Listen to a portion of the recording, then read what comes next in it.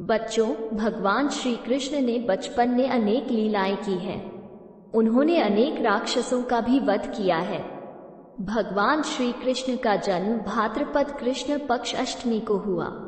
उनके जन्म के बाद वसुदेव जी उन्हें यमुना पार कर गोकुल ले गए। वसुदेव जी ने कृष्ण को नंद बाबा को सौंपा।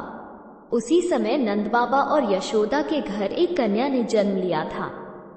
नंद बाबा ने कृष्ण को लेकर कन्या वसुदेव जी को सौंप दी। मथुरा के राजा राक्षस कंस को इसका पता नहीं चला।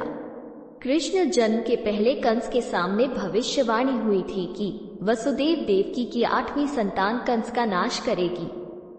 कंस कारागृह में देवकी वसुदेव की 8वीं संतान को मारने आया था, परंतु देवकी वसुदेव की 8वीं संतान कन्या को देखकर कंस को भ्रम हो गया। उसने उस कन्या को मारने के लिए देवकी की गोद से झपट लिया, परंतु वो कन्या कंस के हाथ से छूटकर आकाश में जा पहुंची और बोली, कंस, तुम्हारा नाश करने वाला जन्म ले चुका है।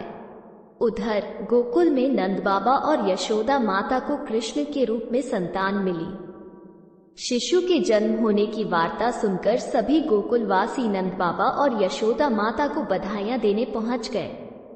गोकुल में कृष्ण जन्म के अवसर पर उत्सव हुआ। कंस के दूतों ने उसको बताया, गोकुल में कई बच्चों ने जन्म लिया है। हो सकता है आपका वध करने वाले शिशु ने मथुरा में जन्म न लेकर गोकुल में जन्म ले लिया हो। ये सुनकर कंस ने राक्षसों को गोकुल में उत्पात मचाने के लिए कहा, परंतु ऐसा कुछ चमत्कार होता था कि जो भी राक्षस जाता था मारा जाता था। इससे कंस की शंका गहरी हो गई। इसलिए कंस ने अपनी मुंह बोली बहन पूतना को ये कार्य सौंपा। पूतना में 10 हाथियों का बल था। कंस के कहने पर वो गोकुल में बच्चों को मारने के लिए चली आई। गोकुल पहुंचने पर पूतना ने अपना वेश बदला और उसने सुंदर स्त्री का मायावी रूप धारण किया। वो नंद बाबा के भवन पहुंची।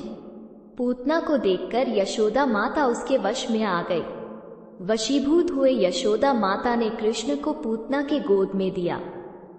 मायावी रूप में आई पूतना को बालकृष्ण ने पहचान लिया। पूतना पलक झपकते कृष्ण को लेकर गांव से बाहर आ गई और अपने मूल राक्षस रूप में आ गई। वो बालकृष्ण को दूध पिलाने लगी। पूतना के दूध में विष मिला हुआ था, परंतु कृष्ण पर उसका कोई परिणाम नहीं हो रहा था। देखते ही देखते पूतना के पसीने छूटने लगे। वो जोर जोर से चिल्लाने लगी।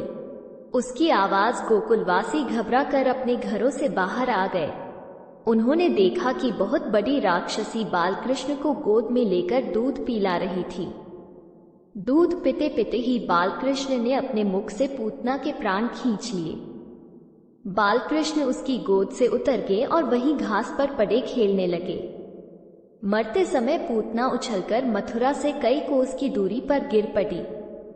कुछ देर बाद कृष्ण को ढूंढते हुए नंद बाबा, यशोदा माता गोकुलवासियों के साथ उधर आए, जहां पूतना पड़ी हुई थी।